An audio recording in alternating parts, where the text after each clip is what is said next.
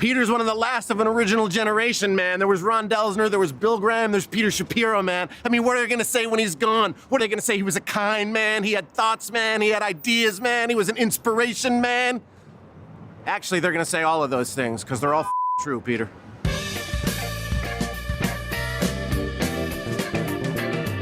Pete, we're honoring you because you've made an impact. You've made an impact locally here in Brooklyn, bringing Brooklyn Bowl to what was really a desert in North Brooklyn.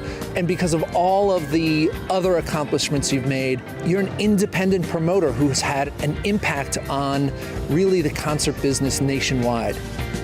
Pete's 7 years younger than me, and I guess 3 years younger than you. But, you know, even though the distance was pretty good, we still were really friendly and never fought. I fought with him a lot. That's true. But I never once laid a hand on him. No, because Pete was the baby in the family, right? I mean, he was the youngest one, so he escaped the wrath of, like, the two of us beating each other. But I think it's more than being the baby. I think Pete, from an early age, just knew how to conduct himself to not piss anybody off. He's like, gets along with everybody, including his older brothers. My wife meets Pete for the first minute. She goes, after he leaves for a second, whatever, she goes, he hugged you more times in that minute than I think I've hugged you in like a week. I think one of the things that separates people like Pete is that he's not going through the motions. He's doing what he loves. And so for Pete, you can see it. You can see he's a fan, just like he always was. But he also has this vision of making things better, offering a better artistic climate. Pete stepped in and he saved the wetlands, and he saved it for an entire scene. For me, that was the goal. If we could just get to wetlands, then I had succeeded as a musician. It was all about playing the wetlands, not just for us, for every startup band in the Northeast. Pete came in and he kept it alive. And if it wasn't for Pete, we may never have had this opportunity to fulfill our dreams. He did the jammies about 10 years ago. What a cool event, you know. His thing was kind of like Bill Graham, putting people together who would not likely be playing together if it wasn't for this event, you know. And so I got to play with Questlove, I got to play with Buddy Guy and John Mayer, and I got to play with Ryan Adams on that one show.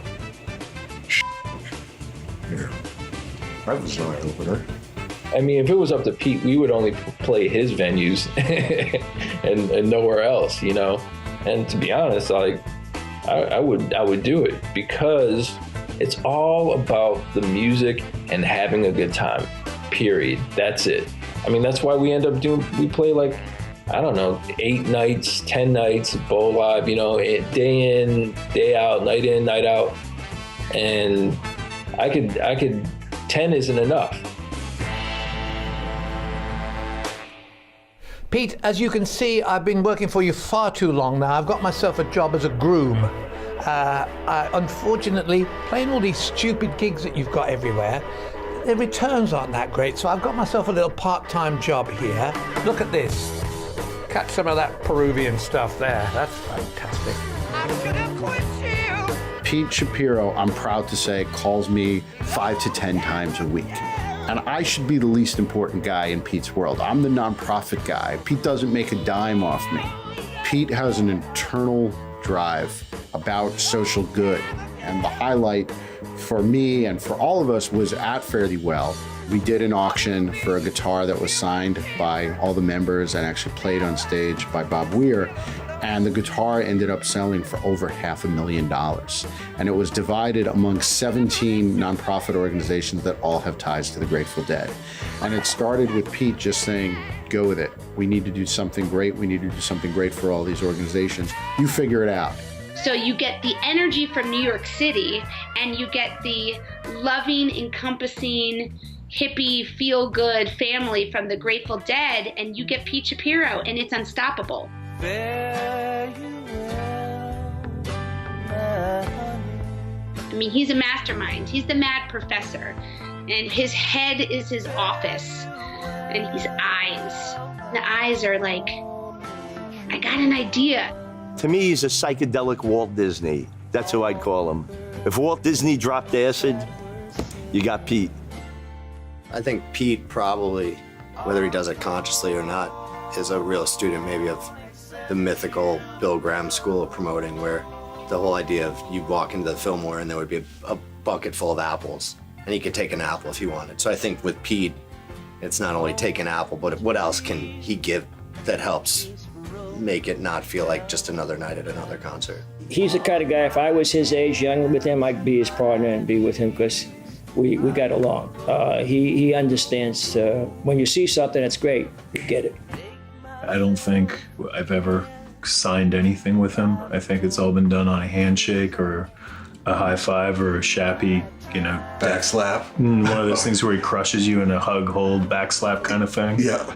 The child is very much evident in him, and I mean that as a compliment. I mean, that just gets worn down out of people. The sense of possibility, the sense of just approaching each day as a real opportunity. Peter does that. He's been the same person for the 20 years that I've known him.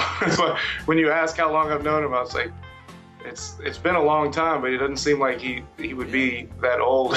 I guess I am too.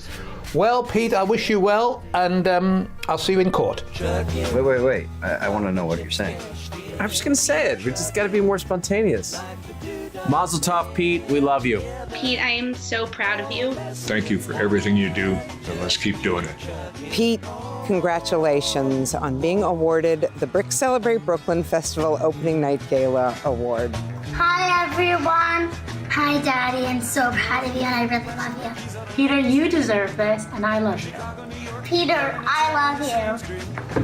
Bye. A typical city involved in a typical daydream. Hang it up and see what tomorrow brings.